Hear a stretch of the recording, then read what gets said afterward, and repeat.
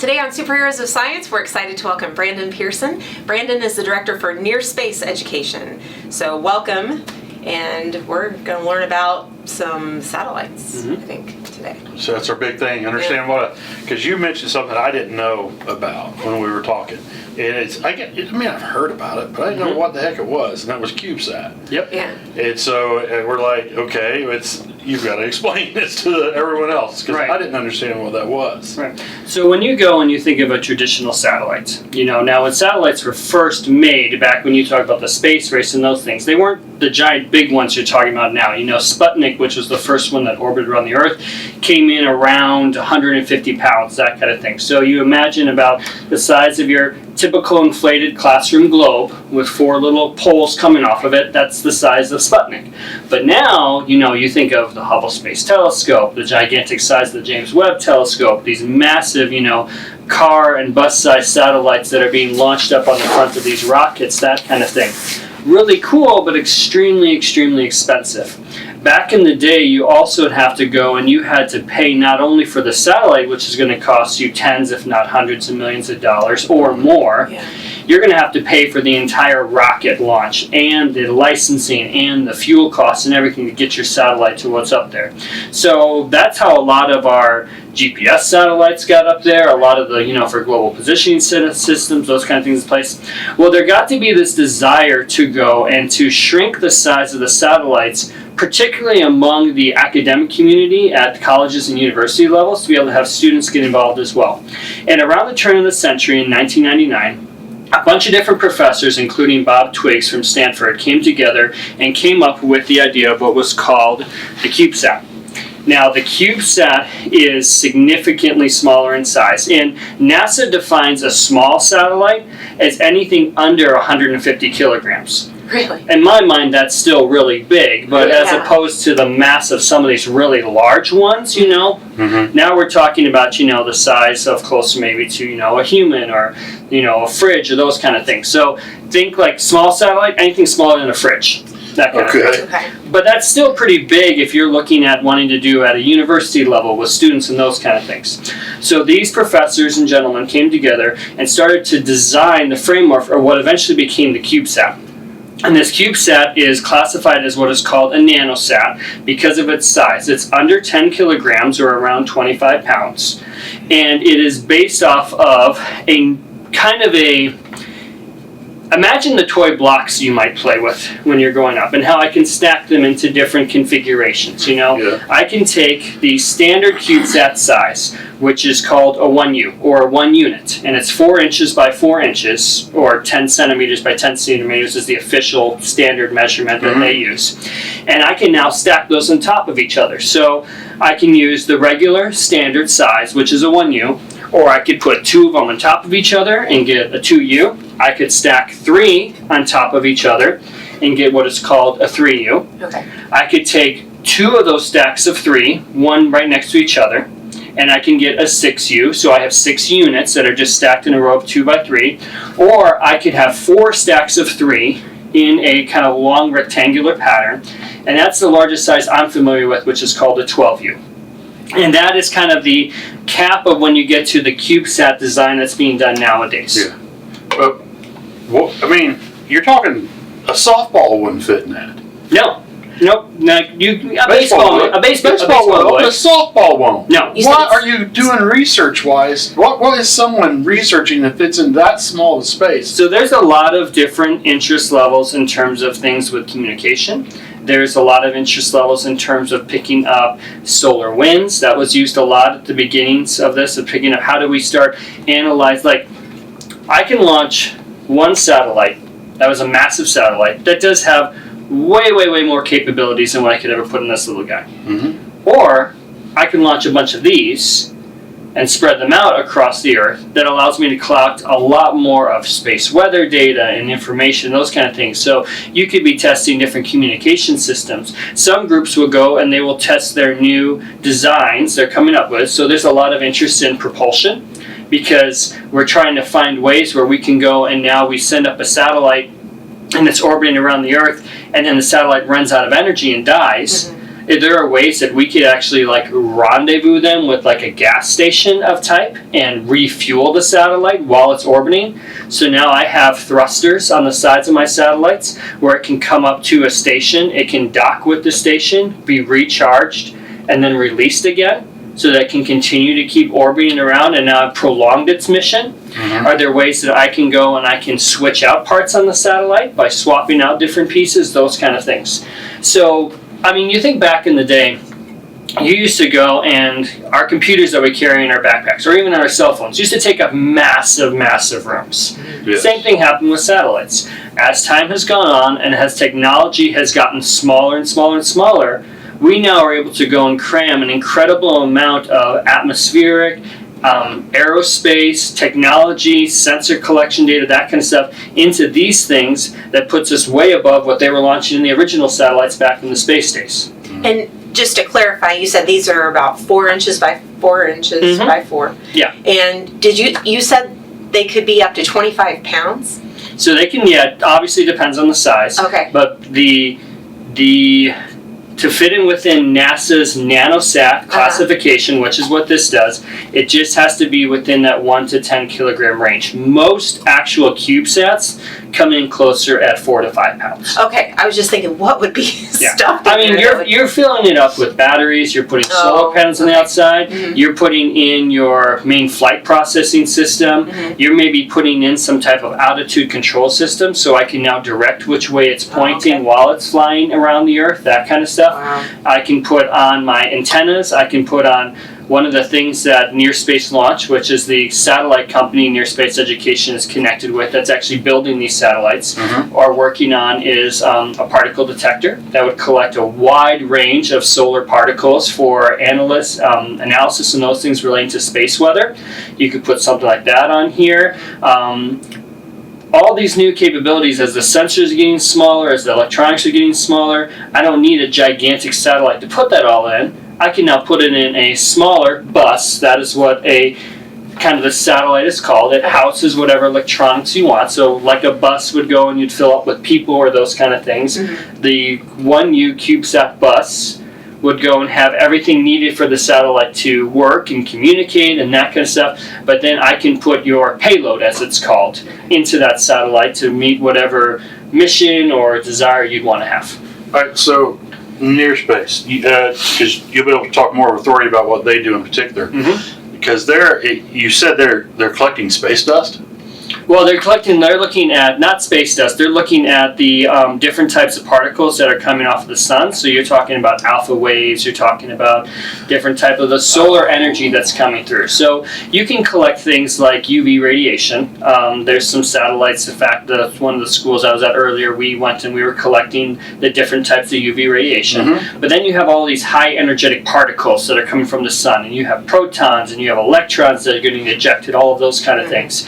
And depending where you're at in the atmosphere, depending where you're at around the Earth, depending what time of year it is, depending on the activity of the sun, those particles are going to vary drastically in amount.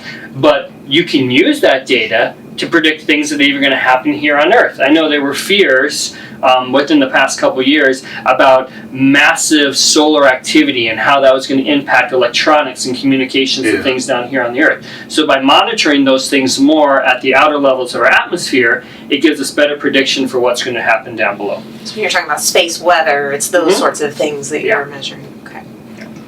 But there's additional things that they go and they're designing these satellites for. Sometimes you have a need for, well, you think of a group like SpaceX, who's sending up, 50, 60. SpaceX just sent up another 50 of their Starlink internet satellites to be able to go and start making this worldwide constellation of networks. And they are not using the CubeSat design. They have their own system in place they have. But maybe you need to go and you need to get a bunch of small satellites up that can communicate with each other for some reason.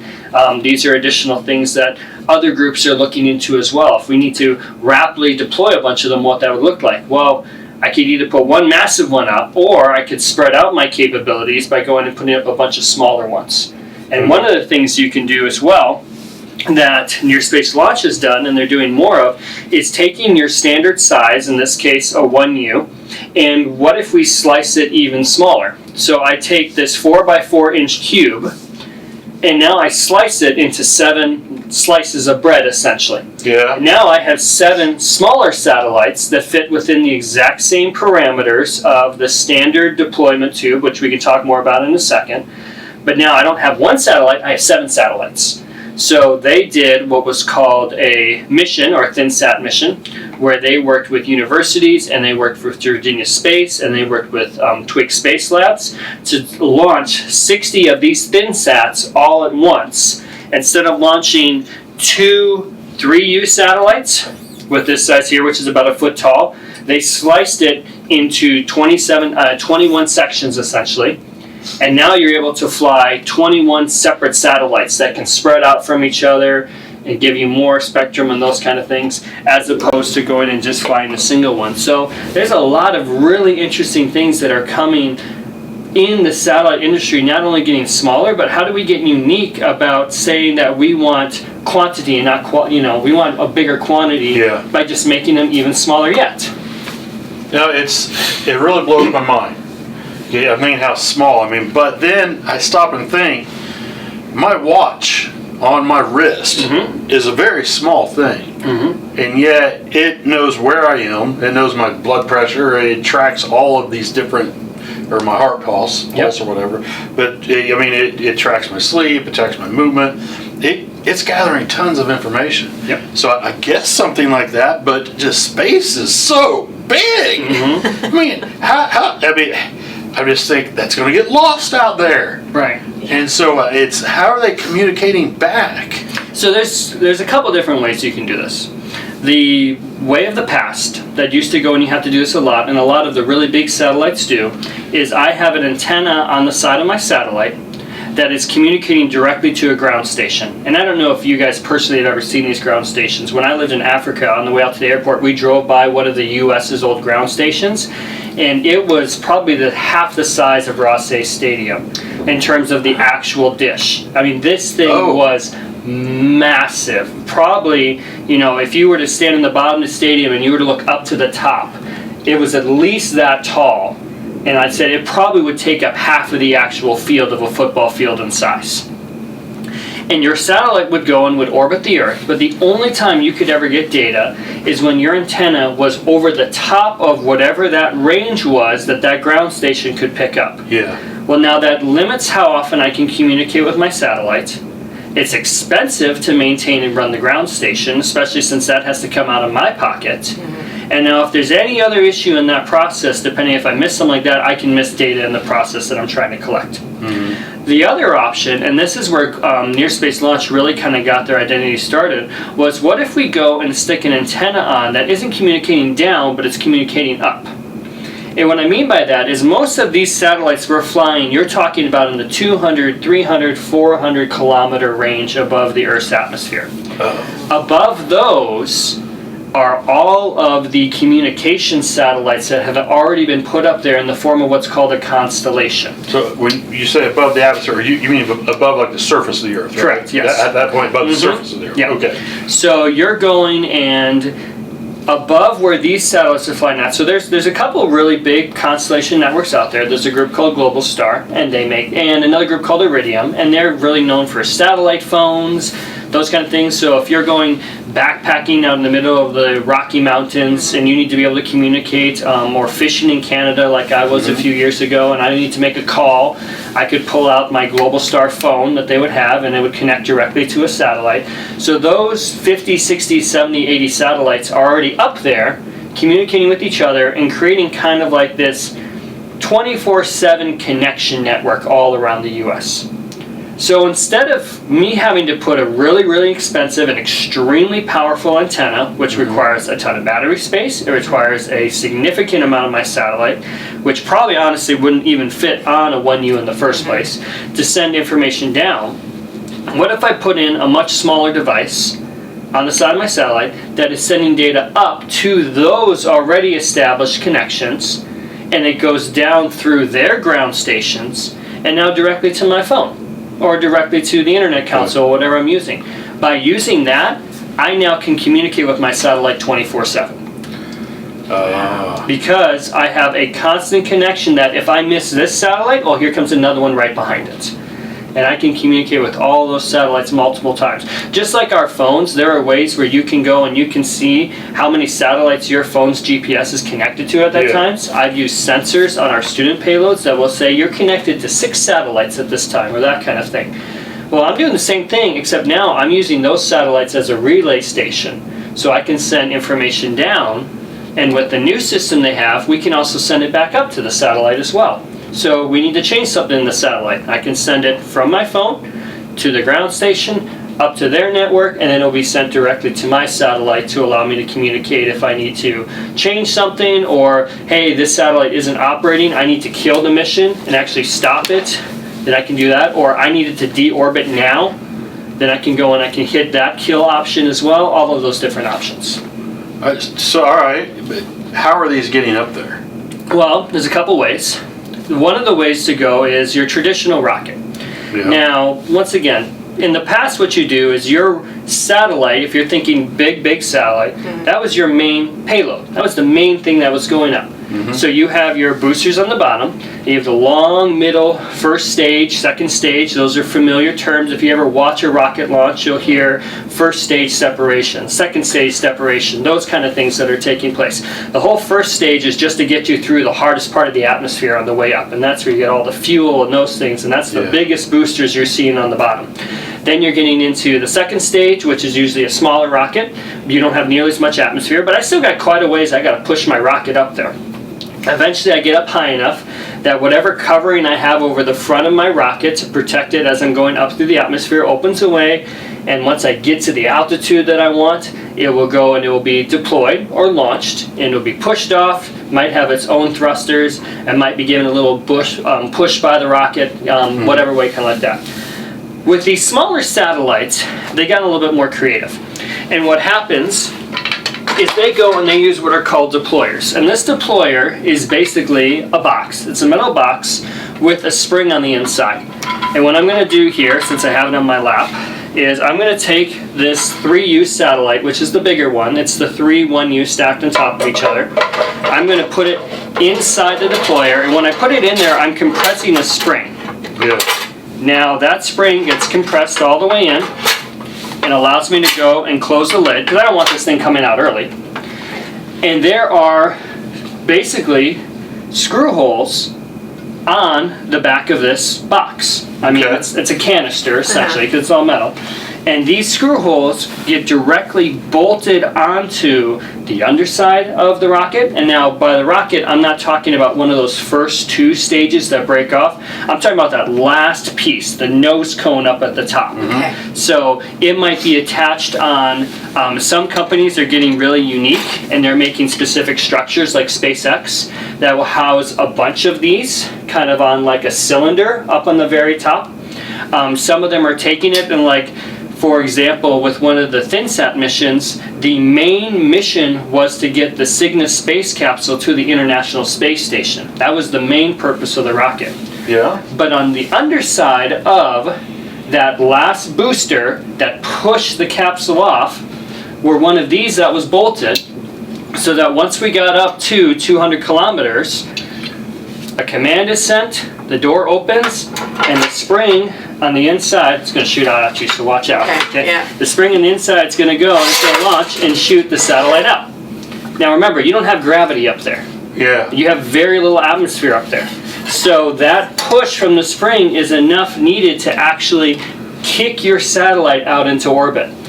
They also have these kind of devices built onto the International Space Station. There is a group called Nanoracks that does a lot of these, and I believe they started deploying these CubeSats starting in 2014. So someone will send their Cube satellite up to the International Space Station, and then they will put it in a launcher and they will shoot it out from one of these deployers that is permanently attached to the International Space Station.